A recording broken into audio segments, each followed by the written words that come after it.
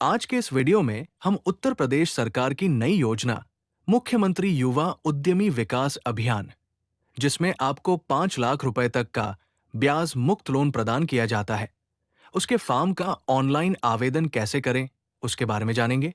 सबसे पहले एमएसएमई विभाग की वेबसाइट www.msme.up.gov.in को ओपन करेंगे और दाहिने ओर लॉगिन टैब में आवेदक लॉगिन पर क्लिक करेंगे।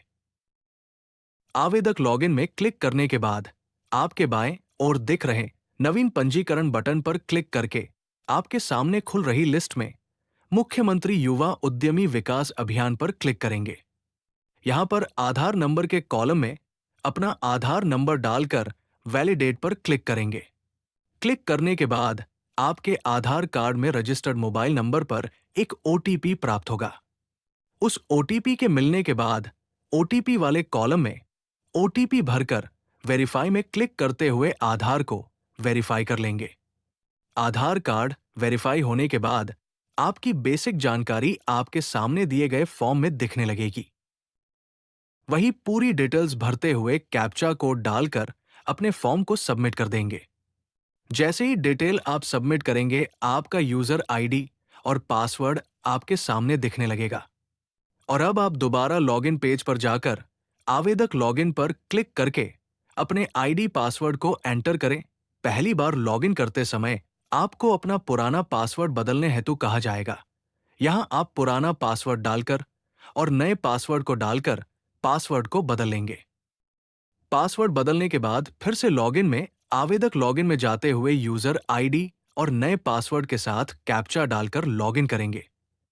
वही लॉगिन पर क्लिक करते ही आपके रजिस्टर मोबाइल नंबर पर एक ओटीपी आएगा। इसको दर्ज करके आप सबमिट बटन पर क्लिक कर देंगे, जिससे आपका आवेदन फॉर्म खुल जाएगा। लॉगिन करने के बाद आप अपने फॉर्म में पहुंच जाएंगे। ये फॉर्म 2 भागों में विभाजित है। इसके पहले भाग में 3 चरण हैं। इसमें सबसे पहले आपकी व्यक्तिगत जानकारी भरनी होगी, जैसे आपका नाम, पूरा पता आदि। समस्त डिटेल को डालने के बाद आप सबमिट पर क्लिक करके अगले भाग में पहुंचेंगे। ध्यान रहे, फॉर्म भरते समय पूरी भरी गई डिटेल्स को एक बार पुनः चेक कर ले, तभी आगे बढ़े। वीडियो देखते समय तक अगर आपने हमारे YouTube चैनल को सब्सक्राइब नहीं किया है, तो सब्सक्राइब बटन पर अवश्य क्लिक कर सब्सक्राइब कर लें। ये फॉर्म जो आप भरा हुआ देख रहे हैं, ये सैंपल के तौर पर भरा जा रहा है। यहां सबसे पहले आपको ऊपर दिए गए चेक सिबिल स्कोर बटन पर क्लिक करके अपना सिबिल स्कोर चेक करना होगा। बिना सिबिल स्कोर चेक किए हुए आप फॉर्म को आगे प्रोसेस नहीं कर पाएंगे, जिसमें हम सेवा विकल्प का चयन करके वीडियो एडिटिंग का चुनाव कर रहे हैं। अगले कॉलम में आप जहां भी अपनी इकाई स्थापित करना चाहते हैं, उसे कार्यस्थल का पूरा पता दर्ज करें। इसके उपरांत प्लांट और मशीनरी का विवरण आपको दर्ज करना होगा।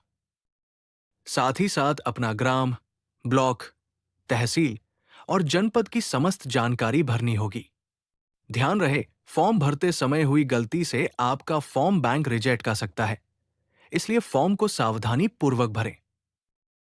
नीचे ईडीपी एवं कौशल प्रशिक्षण वाले कॉलम में अगर आपने किसी भी प्रकार की ट्रेनिंग जैसे मुख्यमंत्री या प्रधानमंत्री विश्वकर्मा योजना, आईटीआई या अपने प्रोजेक्ट अनुसार कोई भी सर्टिफिकेट आपके पास उपलब्ध है, उसकी डिटेल भर दें। ये विकल्प भरना आवश्यक नहीं है। दोस्तों, अगर फॉर्म भरते समय आपको कोई दिक्कत आती है, तो आप कमेंट में आप अपने सवाल पूछ सकते हैं। और अगर आप हमारे YouTube चैनल में नए हैं और आपने अभी तक हमारे YouTube चैनल को सब्सक्राइब नहीं किया है, तो अभी सब्सक्राइब कर लें। इस भाग में पूरी डिटेल्स भरने के बाद आप फिर से सबमिट बटन पर क्लिक करके फॉर्म के अगले चरण में पहुंचेंगे। अगले फॉर्म में आपको आपकी बैंक डिटेल्स भरनी होगी, इसलिए अपनी पासबुक और बैंक डिटेल्स साथ में रखें। इस फॉर्म में आप अपना वही बैंक का डिटेल्स भरेंगे जिस बैंक में आप फाइल भेजना चाहते हैं। इसलिए यहां बैंक का नाम, आईएफएससी कोड, खाता संख्या दर्ज करके वैलिडेट बटन पर क्लिक करेंगे। जैसे ही आपका खाता वैलिडेट हो जाएगा, आप नीचे दिए गए टिक बॉक्स में क्लिक करके फॉर्म को सबमिट करेंगे और भाग 1 पूरा करेंगे। फॉर्म के सबमिट होते ही आप फॉर्म के दूसरे भाग में पहुंच जाएंगे। इसके बाद हम फॉर्म के दूसरे भाग में पहुंच जाएंगे, जहां आपको आपकी निवेश विवरण की अधिक जानकारी भरनी होगी। भादों में पिछले भरे गए भाग 1 में प्लांट और मशीनरी का विवरण कीमत सहित जो आपके कोटेशन में दिया गया है उसको दर्ज करना होगा, जहां आप अलग अलग मशीनरी का विवरण भरने हेतु कॉलम में भर के सामने प्लस बटन में क्लिक करके सभी मशीनरी का विवरण दर्ज करेंगे और नीचे रोजगार की संख्या में आप इकाई से जितने भी लोगों को रोजगार मिलेगा उसकी संख्या डालेंगे और रोजगार संख्या डालने के बाद आगे बढ़े बटन पर क्लिक करेंगे। रोजगार संख्या में आप 2, 3, 5 कुछ भी भर सकते हैं। ये कोई जरूरी नहीं आप एग्जैक्ट संख्या डालें। अगले फॉर्म में हमें अभ्यर्थी एवं परियोजना के संबंध में अतिरिक्त जानकारी भरनी होगी, जिसमें आपकी आयु, आपकी शैक्षिक योग्यता, पैतृक जानकारी, आयकर हेतु जानकारी, जीवन बीमा की जानकारी और अन्य महत्वपूर्ण जानकारी को भरने होगी।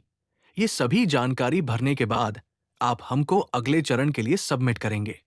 अब आप दस्तावेज अपलोड करने वाले ऑप्शन में पहुंच जाएंगे, जहां आपको समस्त निर्देश दिखाए जाएंगे। सभी डॉक्यूमेंट निर्धारित साइज और क्वालिटी में अपने कंप्यूटर में स्कैन करके पहले से रख लें। समस्त दस्तावेजों को अपलोड करने के बाद आप फाइनल सबमिट बटन पर क्लिक करने के पूर्व पूरे फॉर्म को चेक कर लें और फाइनल सबमिट बटन पर क्लिक कर अपने फॉर्म को सबमिट कर दें। हम सबमिट होने के बाद ये फॉर्म आपके नजदीकी जिला